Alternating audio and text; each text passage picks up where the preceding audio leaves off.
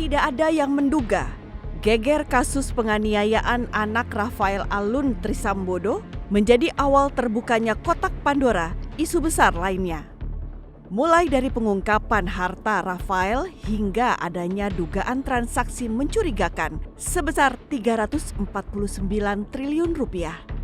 Temuan itu terungkap melalui pernyataan Menteri Koordinator Bidang Politik Hukum dan HAM, Mahfud MD, pada 8 Maret 2023. Sumber datanya berasal dari Pusat Pelaporan dan Analisis Transaksi Keuangan.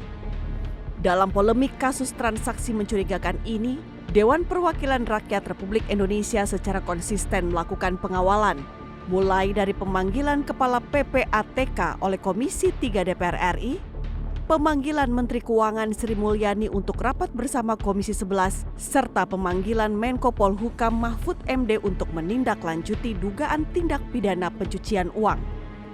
Hingga akhirnya, pada 11 April 2023, Komisi 3 kembali menjadwalkan rapat bersama Menteri Keuangan dan Menko Polhukam.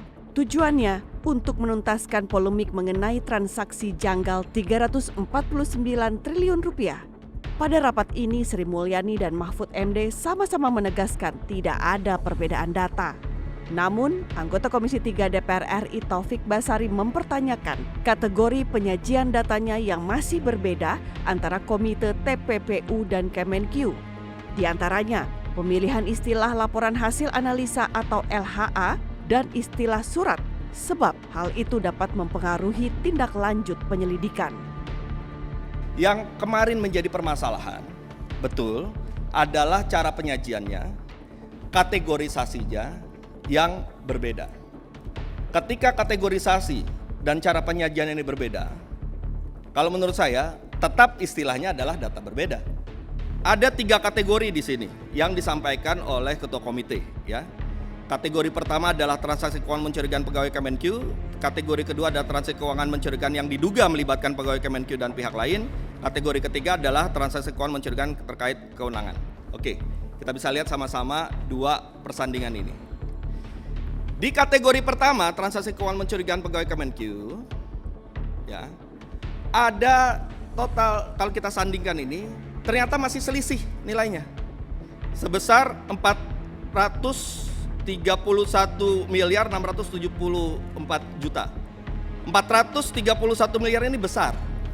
Mungkin bisa komite mensandingkan dulu nih, mana yang dipakai. Kita mau pakai 355,48 triliun atau 35548 triliun atau 35,117 triliun.